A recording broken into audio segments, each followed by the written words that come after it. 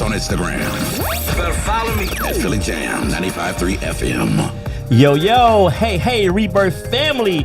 Philly 95.3 Jamz. This your boy Eli in the building, y'all. We got a great show for y'all tonight. I want to send a special shout out off the top to my co-host, Miss Rebirth herself, Shay Marriott. She is not with us tonight, but we're going to clap it up for the homie anyway. Shay, we miss you. We will see you. Oh, wrong button. We will see you next week. There we go. That's for you, Shay. So they finally let me over here, and I'm joining into the reindeer games now. They had me on the backside over here, so now I'm pushing the wrong buttons. But that's okay. We're going to make it do what it do anyway, y'all.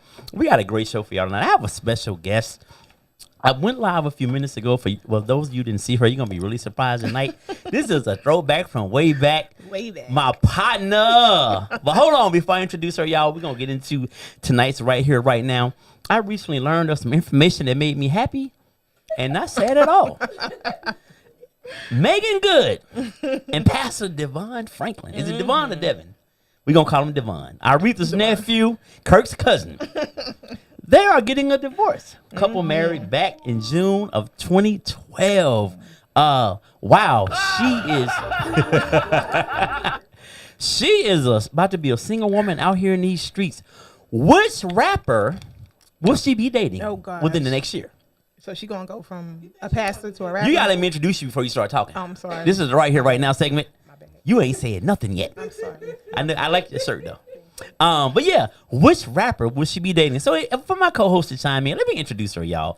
Tonight, joining me, I'm so excited. What is Jamaican? Hold on, what is Jamaican thing? Give me the color, Tosh. Light purple. Light purple. Pink or something green. Straight out of Philly. Tosh, you the worst. And this show, so here we go, y'all. Tonight, one more time. Tonight, y'all, man, joining us on the Rebirth show is my partner from way back, y'all. We talking about phenomenal therapist, phenomenal author, podcaster, mother, wife, dope black therapist. Y'all, put y'all hands together for my girl, Nelly B in the building. What's up, Nelly? Follow us on Instagram. Yeah, we're going to give you that right there, too. What up, Nels? Welcome to the show, boo. Eli on the switchboard is hilarious. You know what? These glasses are mine, I tell you. It's the glasses. I'm colorblind. That's what it is. What's happening, y'all? What's happening? What is good, partner? It is good to be back in the studio with you. Yo, it feels good. It's been a minute. It's been a while. You looking good. Than't you. Looking like $1 million and ain't giving away no change. Ain't giving nothing away. That's what we doing in 2022? That's what it is. I'm End of 2021? Okay, so listen, for the people who might not know you, tell them a little bit about yourself. Oh, my gosh. Me and Eli used to rock out, how many years ago? It was 8 years ago, right? Yeah, about 4 or 5 years ago. 4 or 5 years ago. Yeah. On our talk show, Get Moxie, the lifestyle talk show. Yes. I am a clinical therapist, like he said, a mother, a wife, a sister, a friend. I'll be a brother, like whatever. Like a pimp. I'll be your mother, I'll be your sister, I'll be your brother. A little bit of everything. A little bit of everything. I'm just, I'm here. I'm just blessed. I'm blessed. I can't say enough. I'm blessed. Good things is happening for me and my family, and I'm cool. I'm good. That's awesome, Originally man. from New York. Got to throw the NY in there, huh? I got to throw it in there all the time. What part? What part? Long Island represents. All right. Right. Represent New York Right. is in the building. Yes. Shay said, Eli, leave the buttons alone. Don't worry, Shay. I ain't pushing no more buttons tonight because I'll start the show over. I'll bring the intro back in and we'll start over. Right. Oh Yo, Nell, so I was just talking about Megan Good. Right. And so she's about to be single out here in these streets. Which rapper will she be dating? And I don't know why I'm giving her a rapper. Who will she be dating in a year? My husband think it's gonna be him. Well, if he don't, I'm on it. Let me know. Listen, I say she gonna return to sender. You come up that way, but now I don't know. I mean, it's unfortunate because I'm all for black love. Right. You know what I'm saying? I know black. Love ain't easy and relationship ain't easy. Marriage is not easy, but it's unfortunate to hear that. Right. But I mean, it is what it is. You got to do what's best for you. And amen. I wish her the best. And which is a nice segue into tonight's show. Mm-hmm. So tonight's show is titled, Why Don't Black Men Want to Get Married? But Nelly B said, you know what? There's some sisters out here that don't want to get married either. So we're gonna jump into all of that tonight, y'all. Just hang in there and rock with us. So Nelly B, there are only 29% of African Americans that are married. Wow.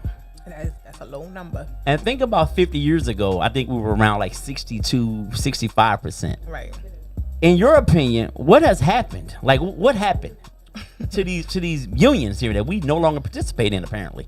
Well, I know one thing. Like me and my brothers, we always talk about like now that we older, Yeah. and like I think awareness has increased. Awareness has increased. Knowledge has increased. Tolerance levels have decreased. Decreased on that. Decreased greatly. I know back in the day, a lot of our grandparents, great grandparents, they kind of tolerated and dealt with a lot of things that stayed in marriages that a lot of us nowadays we ain't even trying to hear a second guess about. You know what I'm saying? Wow. How long have your parents started together? How long have they been together? 47 years. Wow.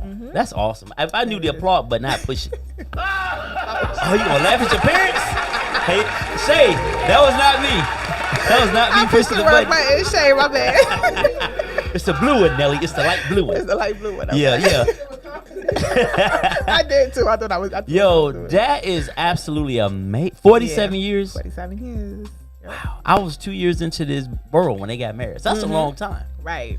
Wow. So, you know what? Here's the thing. I think, and I have a few single friends. A lot of my friends are married, and I have a couple that are divorced, and they have no desire to ever get married again.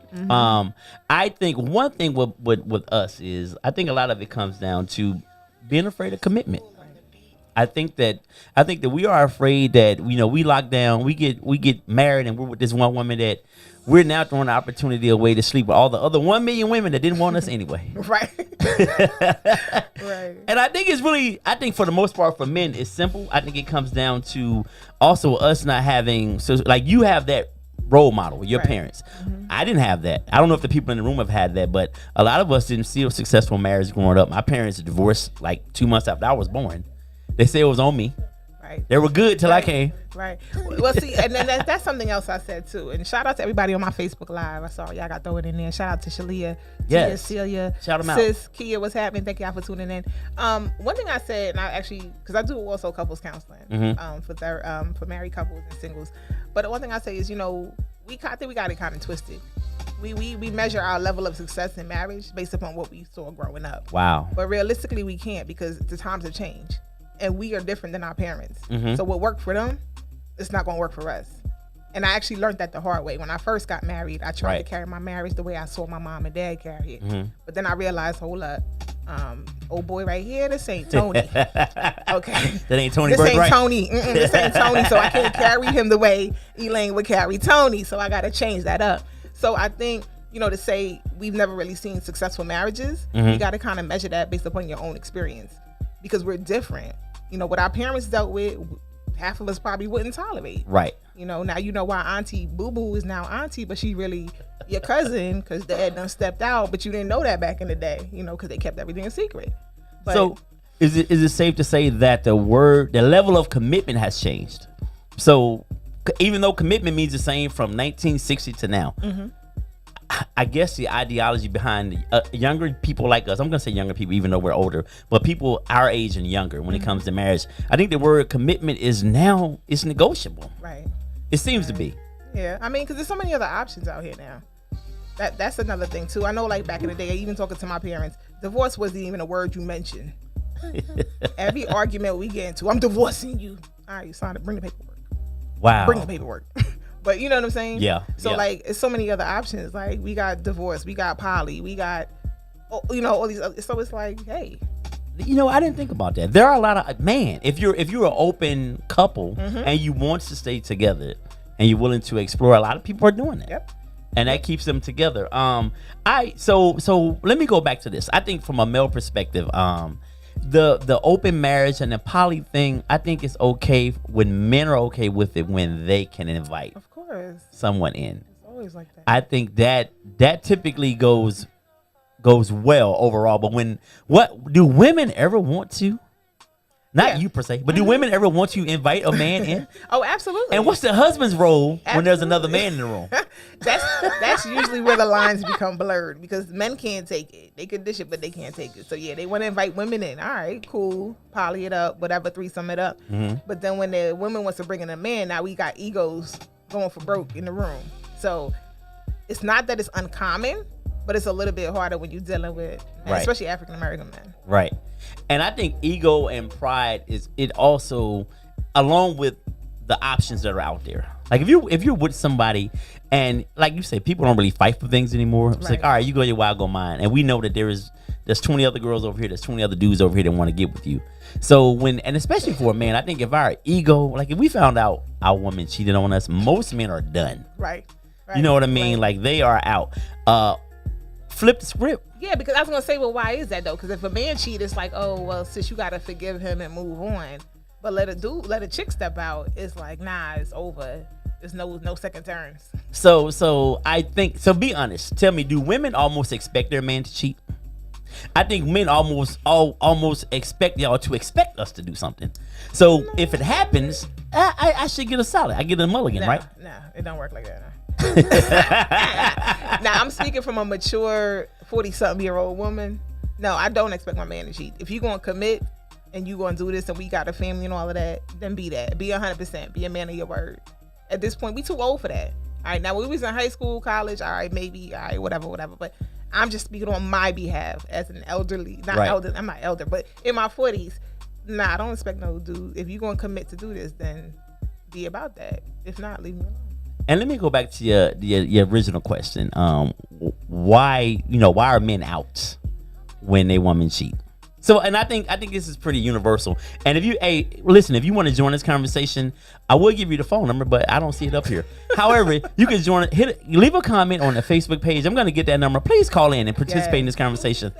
If you want to call in, the number is 267-908-3166. See, we miss Shay because Shay normally handles these things, and I came early tonight so I could be prepared.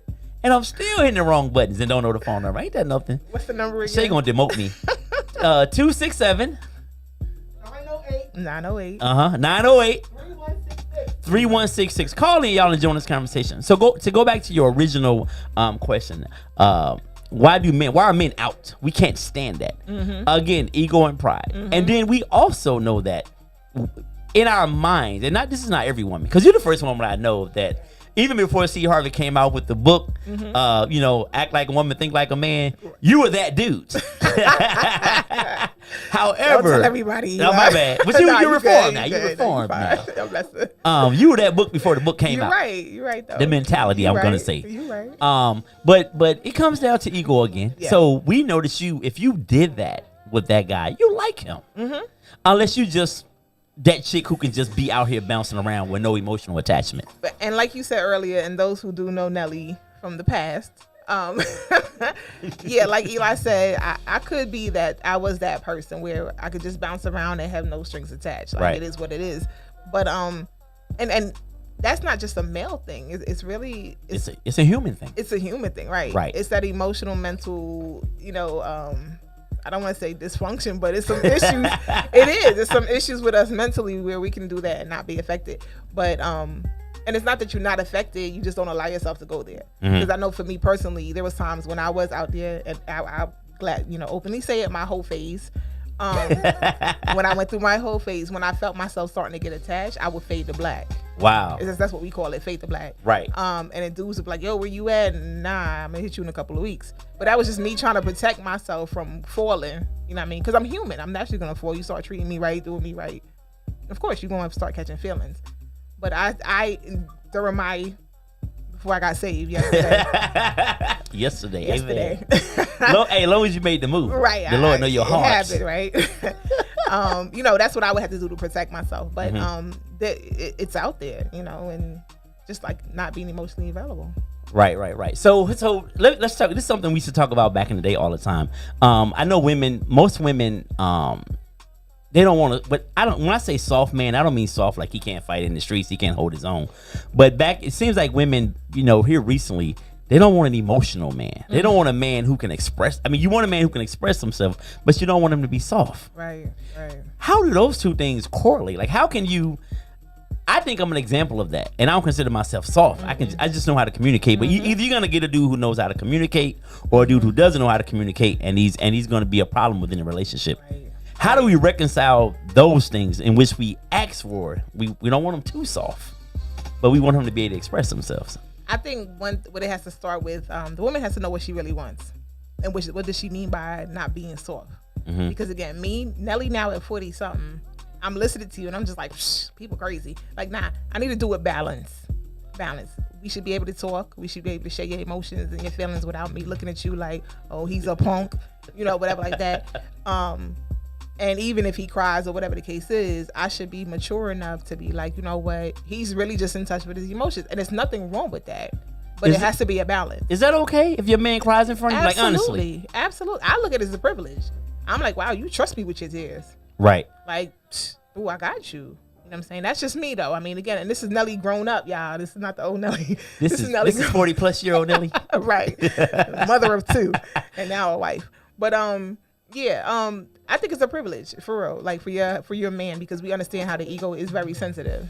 Yes. So for a man to actually open up to you and want to cry, and I don't mean boo-hoo crying like, oh my God, I stubbed my toe, oh boo-hoo, not like that, but like something serious. And sharing your emotions. Listen, let me tell you something. I think a lot of things too that keep men from getting married, some men from getting married, is that giving of themselves in that way. Like, first of all, being selfless. Right. Selfless. Being able to open up emotionally to a woman. Because in order to have a successful relationship, you have to be selfless. Right. That's the most, I always say that's the most selfless thing you can do is get married.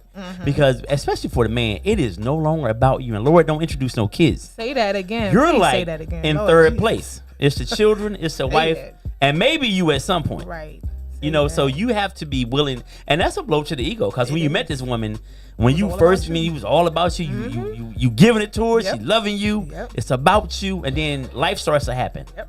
And you take on a back burner. I think a lot of dudes too, some of them can't handle that. So it's easier to bounce around because every new fresh relationship, you get that whole new, you the man again. It's all about you again. Right. That's tough to give up. It is tough to for some people. But then that also tells me that you might need to do some self-evaluation. Because then what's up with you, with your self-esteem? What's up with your, with your self-worth?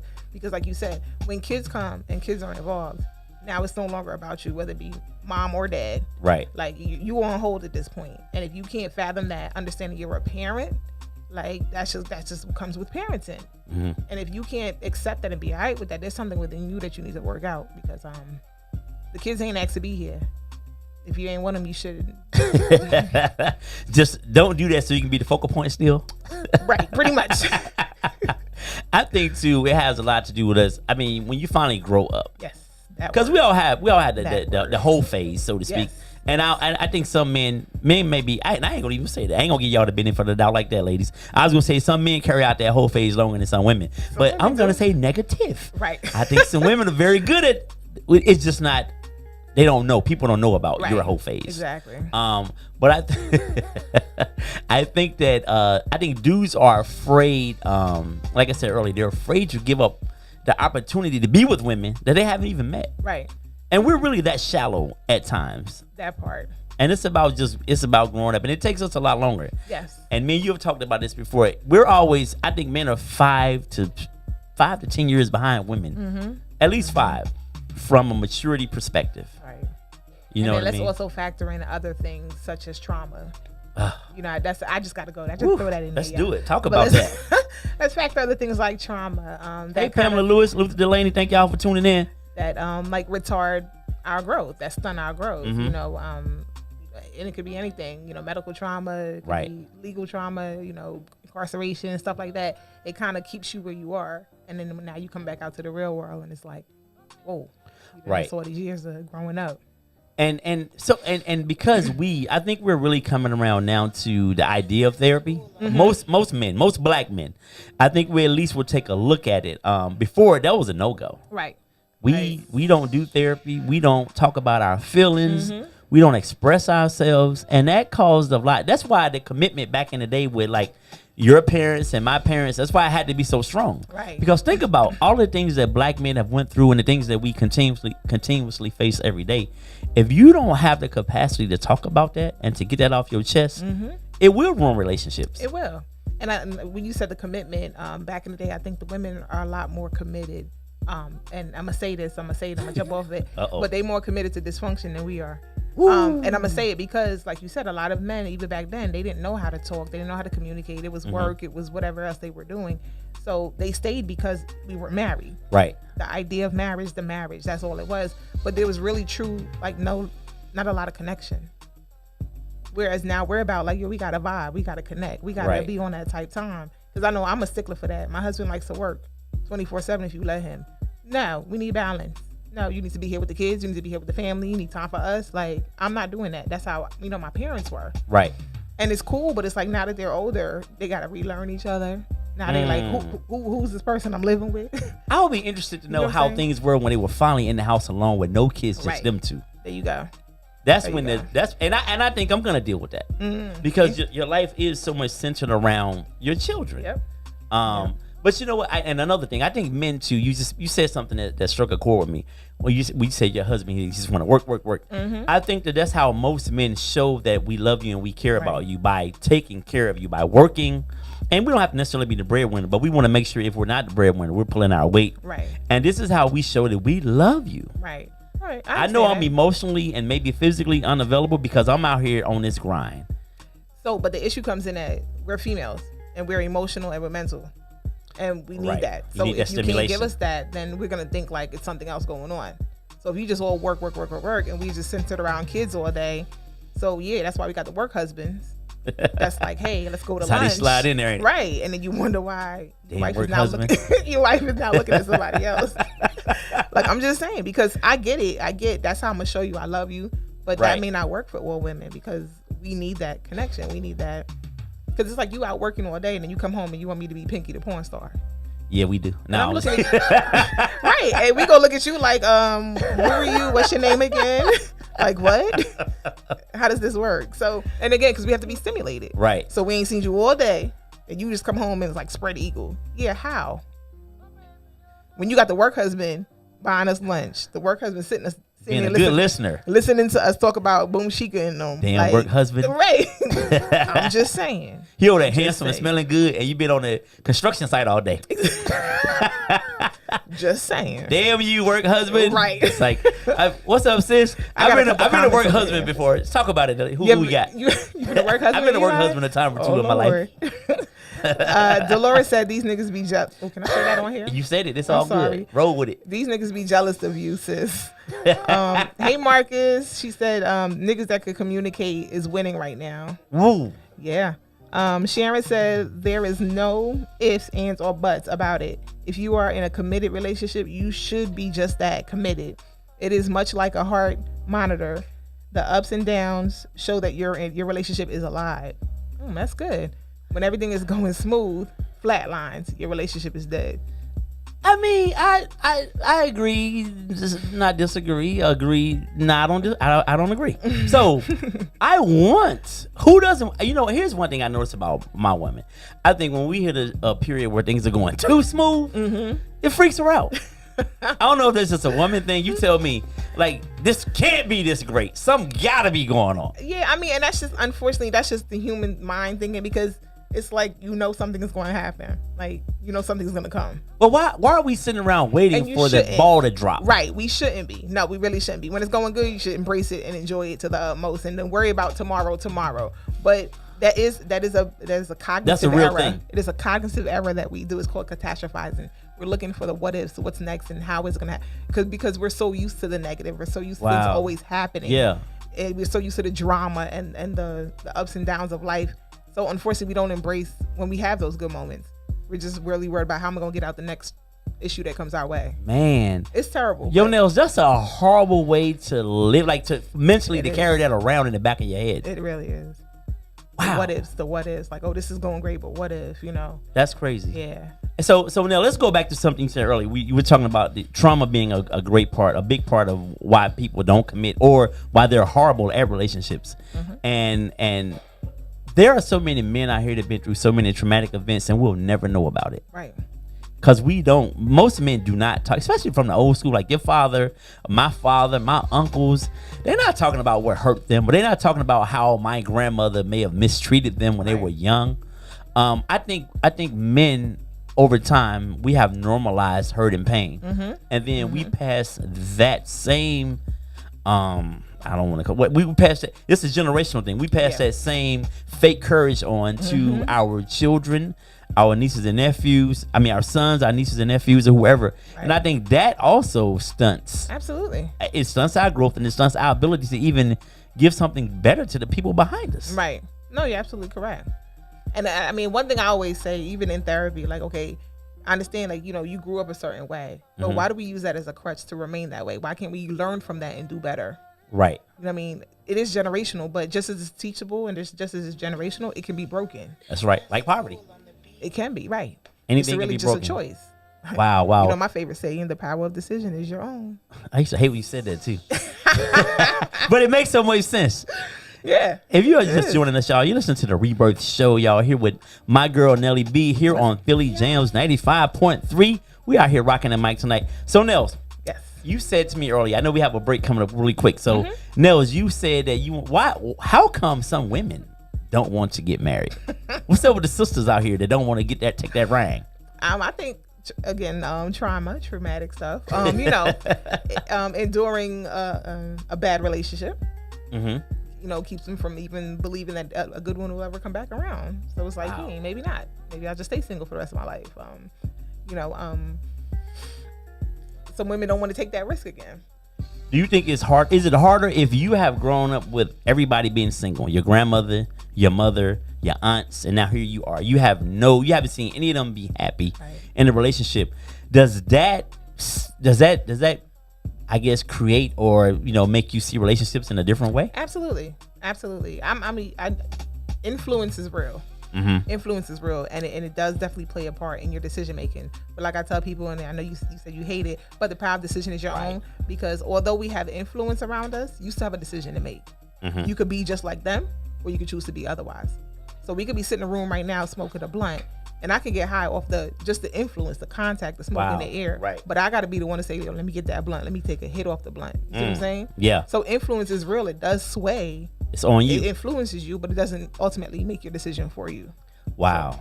I agree. I think one of the things that probably hurt me and most of my friends, we either didn't have a man to teach us, or we just saw our dads not treating our moms or their girlfriends accordingly. And I think, like you say, it is a learned. I think it is a learn. Everything can be a learned behavior. And the power of decision, I used to hate it, but it's so real.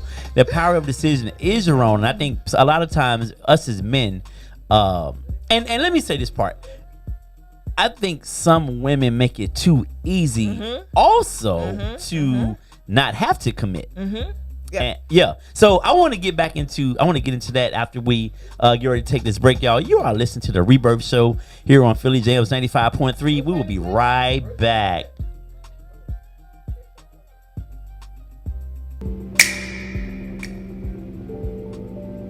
Every 3 seconds, a woman is murdered by an intimate partner due to domestic violence. A damaged self-worth, distorted thoughts, and fear can keep a woman trapped. It's time to renew. 50% of marriages end in divorce. Loss of identity, security, and financial instability can cause a person to grieve a relationship as if they are grieving death. It's time to rebuild. Only 10% of Americans dealing with addiction receive treatment. More than 20% of Americans with anxiety disorder also suffer from a drug use disorder. People addicted to prescription drugs are 40 times more likely to become addicted to heroin. It's time to restore. Life happens to all of us, no matter race, gender, or age. You will be challenged to rediscover who you are meant to be, and what purpose you are meant to serve. Starting over after a life crisis, 12-step online course will help you rebuild, restore, renew, and rebirth the new version of yourself. It's never too late to start over and rewrite your story. Sometimes we have to die a little inside in order to be reborn.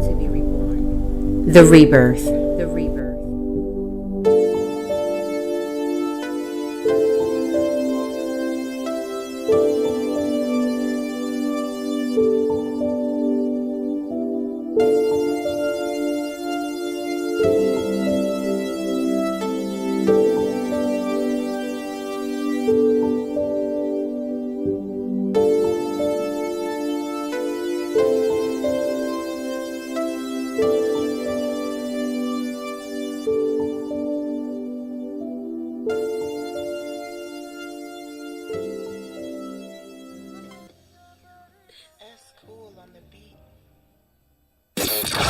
Follow us on Instagram Better follow me. at Philly Jam 95.3 FM.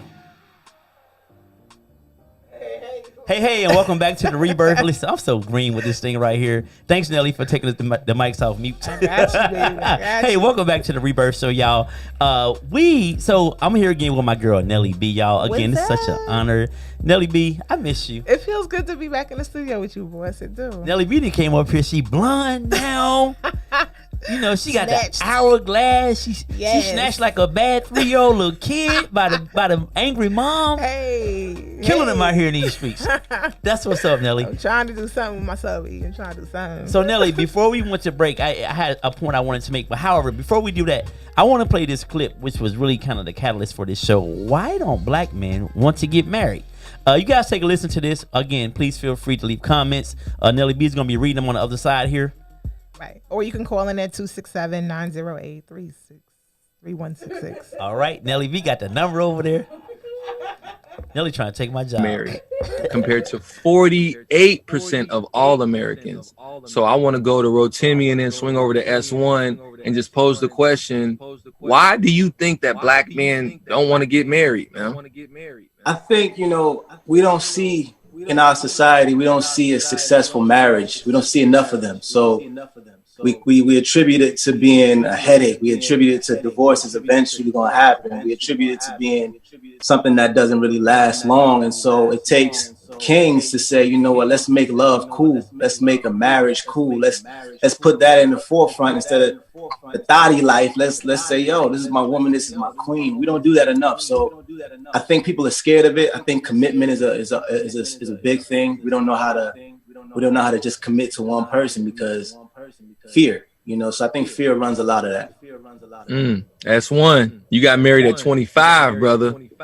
Yeah. I would say, I agree with Rotimi, but I would also say just a fear of commitment, man. Like males are full of ego and pride. And one thing can contribute to that is having options and our access. That's part of our pride. So being commitment is us forfeiting that access and options that we have. And a lot of men don't want to do that. Yeah. All right. So if you heard that clip, one of the things that stood out to me, a couple of things were great, but one of the things that stood out to me was you said being in a committed relationship means you are forfeiting the access that you have to other women or whatever you're into. Right. We're not going. I wrote a question now. Yes. Why do men feel like they need to have these options? Wow, that's a good question. So, you know what? To break it down to his bare bones, I'm gonna give you two answers. One, I think it's simply just greed. Okay. I think two, like I have a homeboy, right? When he was growing up, he told me, and this is kind of a similar situation to me too, but growing up, he told me that a lot of girls didn't really like him. Like his boys got all the girls. He was always kind of like assed out when it came to the females. And then he ended up getting a basketball scholarship. He played a little pro ball. But keep in mind, all of this time, he was building resentment up. Right. Toward the girls who rejected him. And so once he got in a situation where he was financially stable, he had a little money, or it appears that he have a little money, here come the women.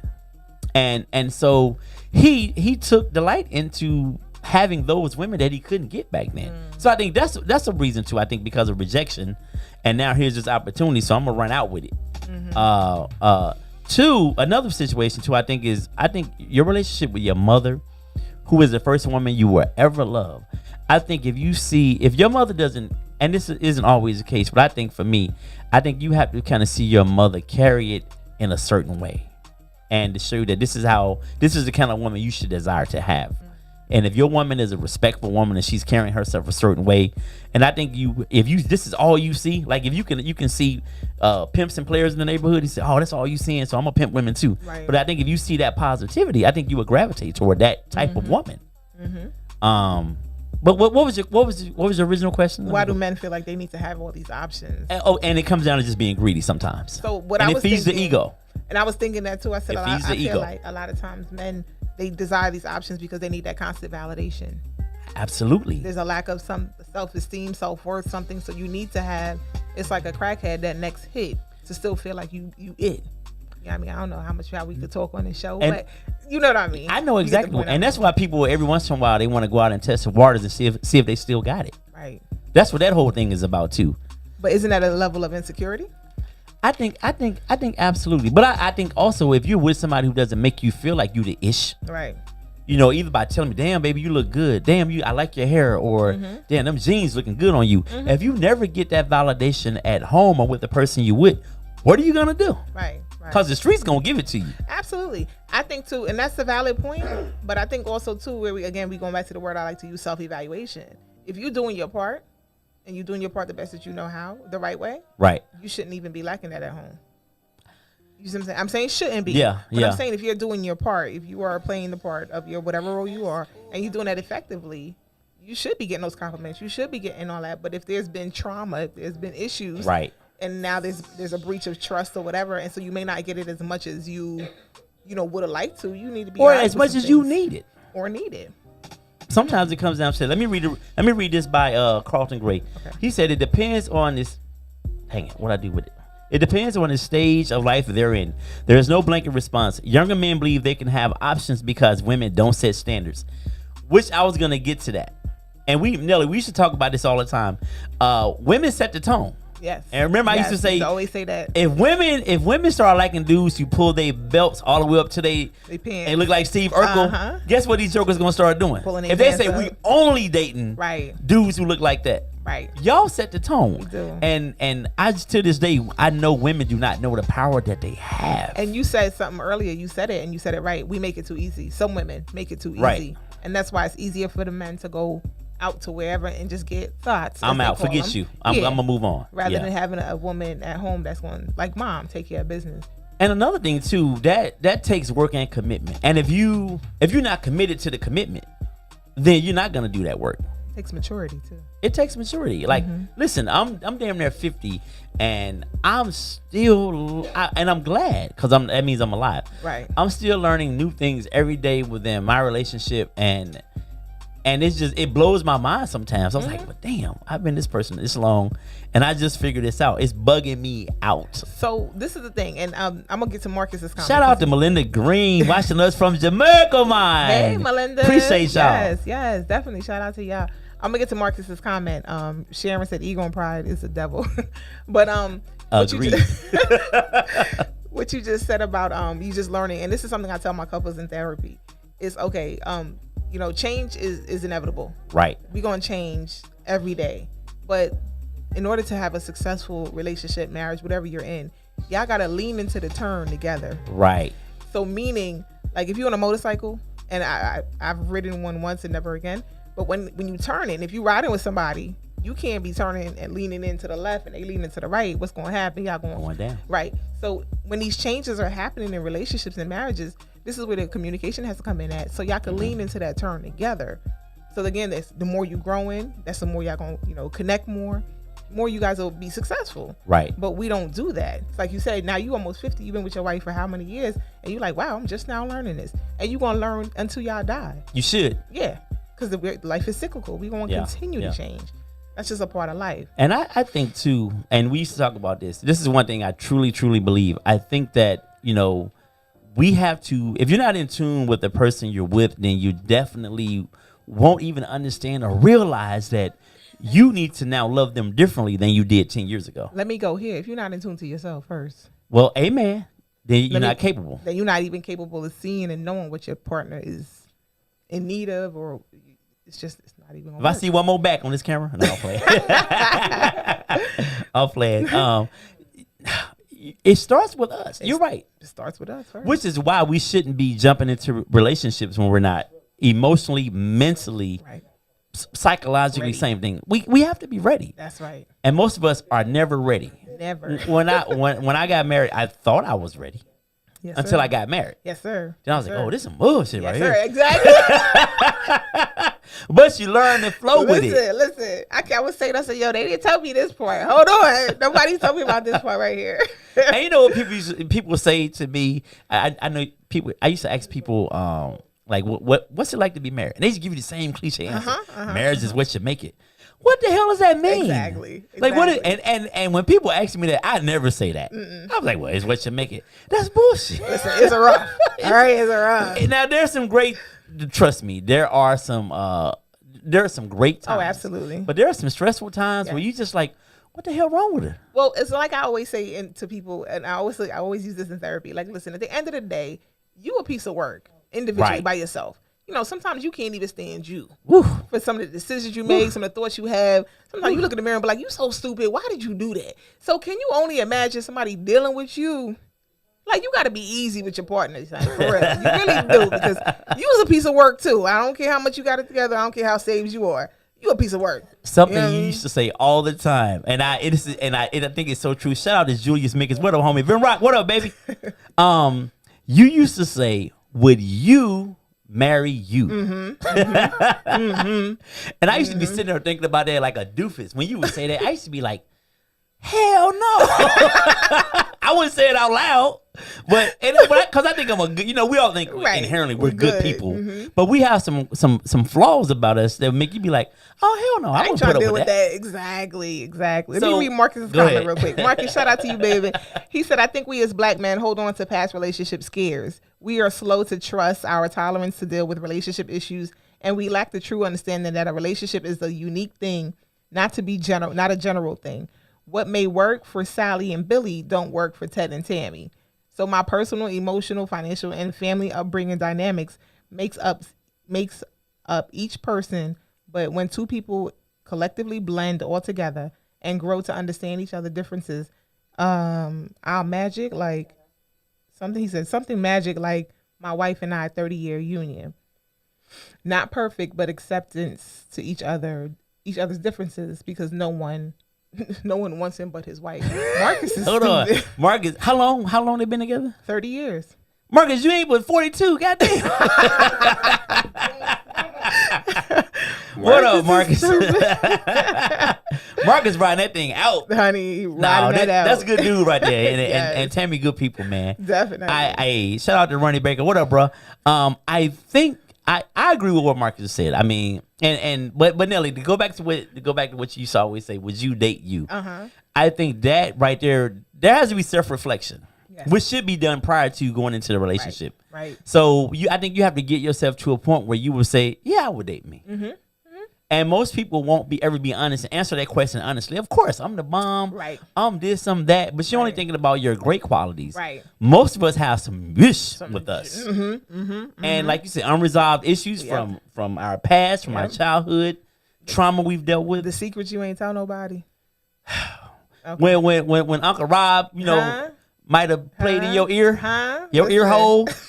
There are things. No, seriously. I know I'm making light of it. No, it's fact. But there are things that we need to, and there have been things I think I would have maybe taken my time with more, so prior to me getting married to work out for myself. Yes. But you deal with it as it comes, but that doesn't make it easier. But that takes also a level of maturity, and I keep going back to that because it really does, and it takes a level of being real with yourself, because you have to be able to be real to say, you know what, I'm a piece of work, and I know I could be a handful, and I have these issues. So like you said, would I date me?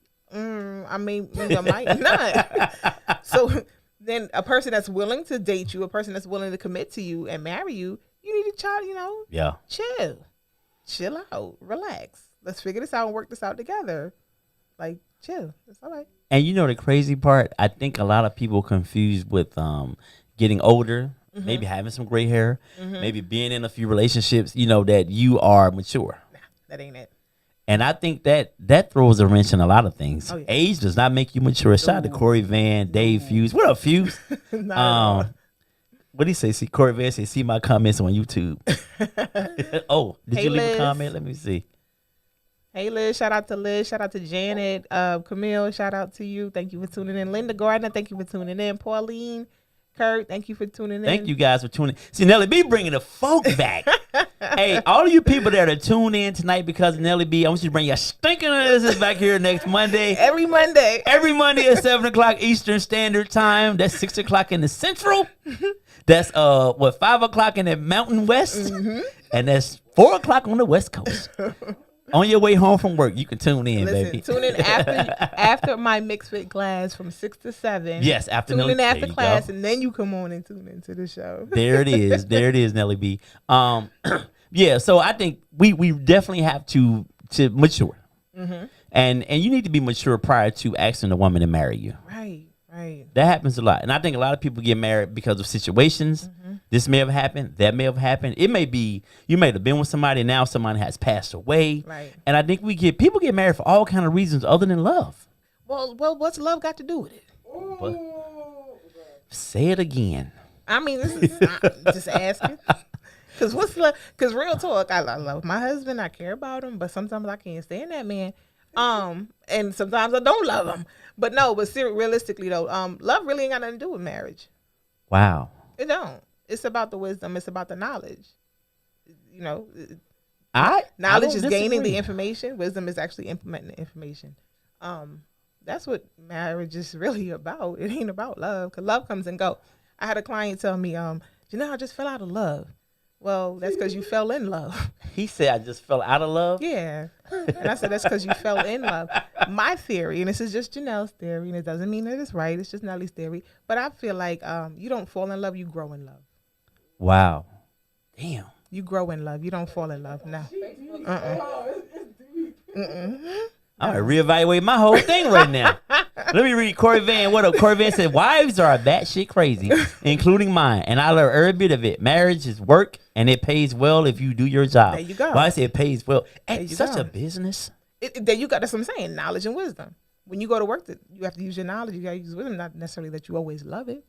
You know, one thing about marriage that I've what up, Pep? One thing I've learned about marriage is that when you're with somebody for a long time, you fall in and out of love with that. Now you don't leave or divorce sometimes, but there are some times where you don't love that person anymore. And I always say I'd rather for anybody to like me, because love fluctuates. It comes and goes. I might not be feeling you, but if you genuinely like me, then you will take care of me and you will look out for me. I think I like better. Like fluctuates too, because that's all emotions.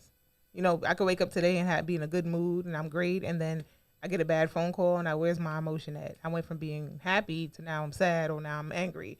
So all of this is just emotional stuff, like the love, the like, and there's nothing wrong with it. Don't get it twisted. It's definitely necessary. But when you have the knowledge and you have the wisdom and you are growing with the person, even just like your children. Yeah, I don't always can't stand my kids sometimes. Lord have mercy. Even Poots. Yes, even Poots. All y'all Poots followers. Wow. Can't stand her sometimes. But because I'm growing with them, you know, I learned to water again. I got to water that soil so we can continue to grow, so I can continue to love. Right. So on the days I might need to take a break, go to your room, give me a minute. Right. But then, you know, let me come back and water this. I'm watering this soil so we can continue to grow. So that's really like what marriage is about as well. Shout out to Trina Henry Patrick, Texas in the building. So, Nelly, what happens though? Like you said, you have to water that soil sometimes with your children, and you have to do the same thing with your mate. I think a lot of times we are growing at two different paces. Absolutely. And I think that is a problem. It can be. It can be a problem. Yeah, it can be a problem. I think when you are, just say hypothetically, you are thinking about, oh, well, let's invest. Let's get these mutual funds. Let's invest in this and that. And he still just wants to have the savings account at Citizens Bank. Right. You know what I mean? Like, how do you bring that person up to where you are? So, well, then we have to figure out what the issue is. Why it's such a gap. Right. It could be a breach in trust. So even though you want to make these big investments because you jacked up in the past, I don't trust that if I give you this money, you're gonna make the investments that's gonna work. So. If that, you know, like for instance, if that's the case, then now you need to, instead of worrying about making the investments, you know, work on letting your partner trust you again. Right. And then we can work on getting the investments. Because it's other factors in there, but we just got to be real about it and then deal with that, not just the surface stuff. And a lot of it, especially today, the surface stuff is crazy because everything is Facebook and Instagram and showing off your relationship. I mean, you know, we take a few pictures here and there. Right. But there are some people who it's just ridiculous. Yes. Like they look like the greatest couple on earth with no flaws, right, according to social media. Right. Let me read a comment or two. Carl, did I read that? I think I read that. Hold on. Carlton Gray, I don't know why you got the same comment twice. All right. Marcus said I definitely wouldn't marry me. I would just hang out with me for a few months at a time. Hey, Marcus is an idiot. What's more honest than that? That is as honest as it comes right there. I respect that though. All right, maybe I lost that comment right Sharon there. said marriage needs an instruction manual, period. Man. But it can't, it won't, it wouldn't work because everybody needs something different. Absolutely. Absolutely.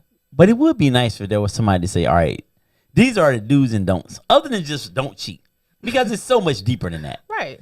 I think, because that's the most common thing that happen in relationships. Mm-hmm. You know, now people mess off money, people will do other little foul stuff, but I think that's the most common thing that happens. So we do need a manual. Well, I mean, and at that point, again, therapy, marriage counseling, premarital counseling, and counseling after, even in marriage for maintenance is important because you set that standard based upon your relationship.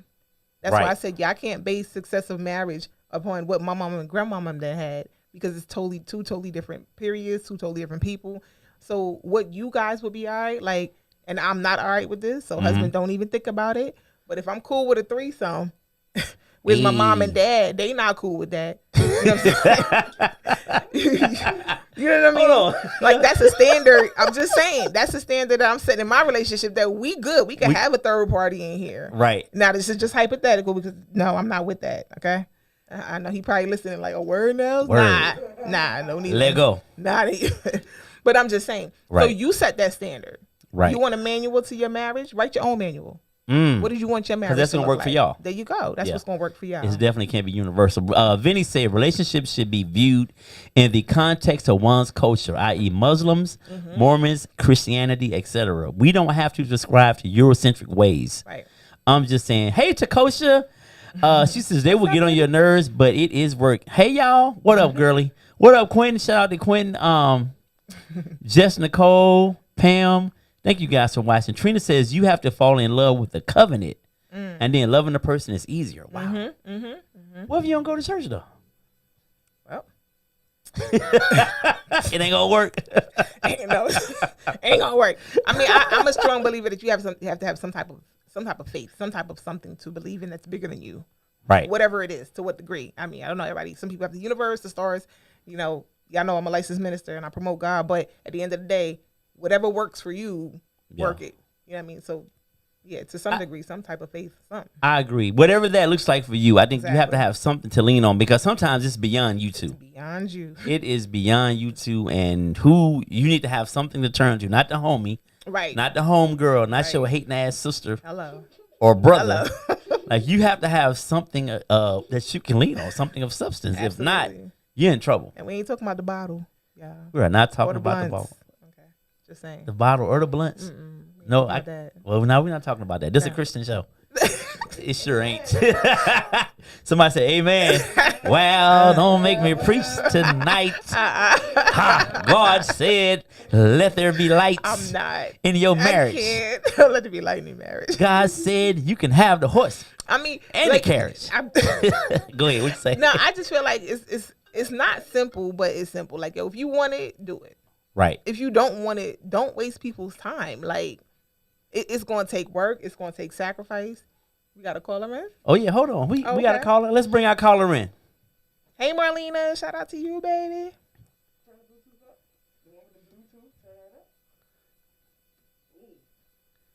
Caller, who are you and where are you calling from?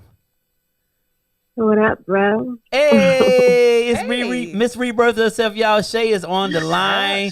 What's up, partner? What's up, family? I just had to, give you guys a call. Just say thank you for holding everything down in my absence.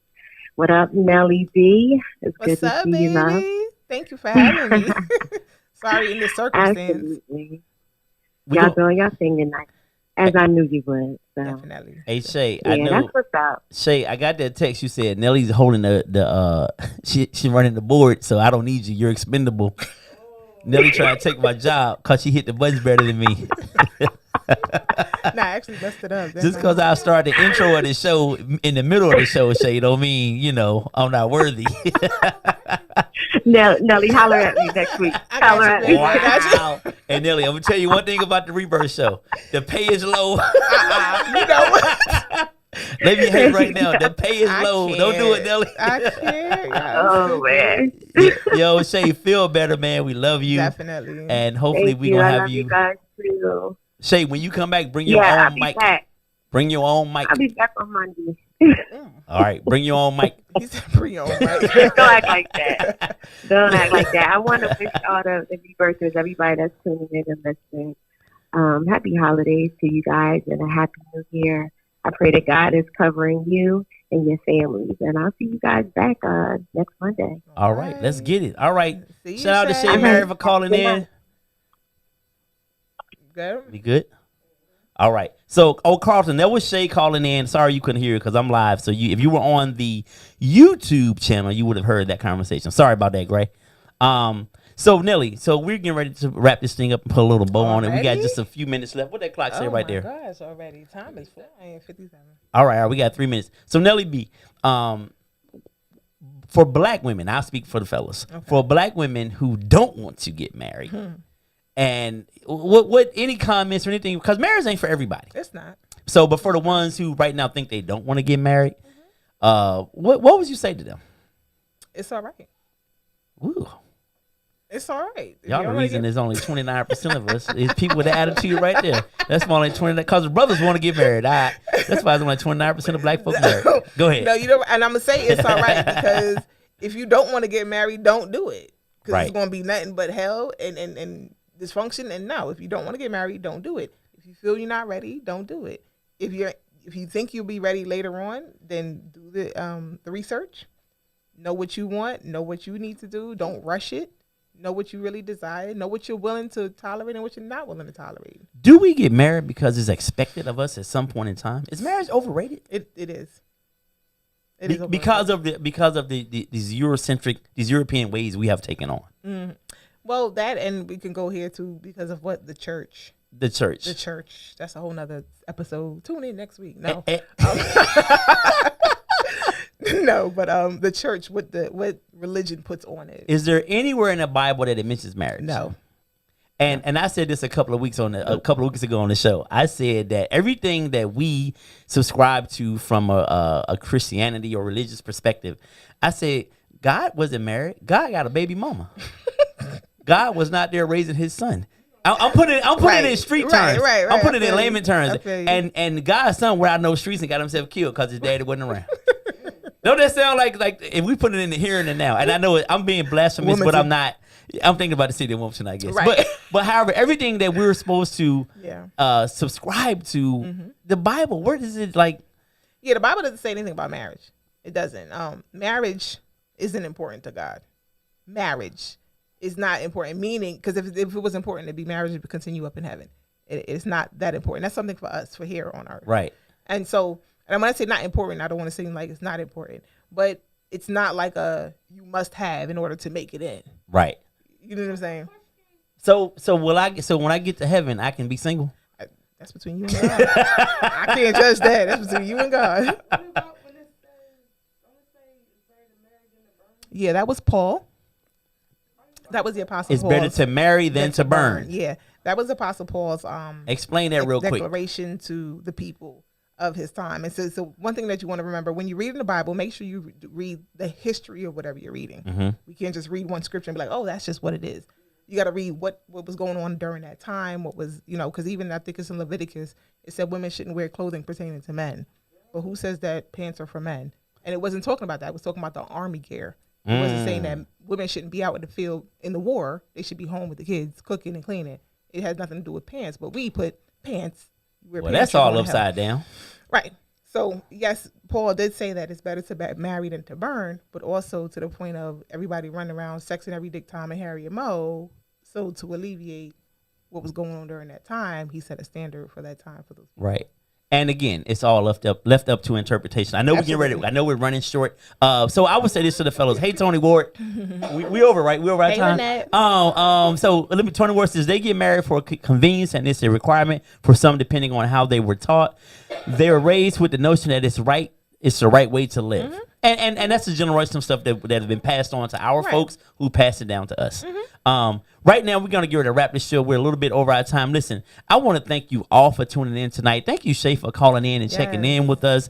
I want to thank my co-host tonight, my girl, Nelly B. Nelly, thank you so much for sitting in for Shay tonight. Thank you for having me. This is great. You have to come back when Shay is here. I got you. And we have a little fun, man. You know, this hour, how fast this hour went by? No, it always goes by fast. We are now at 61 minutes, and the producer's looking at me like, cut it, Negro. Right. So, listen, tune in next week at 7 p.m., y'all. We'll be back with another interesting topic. Hey, Nat.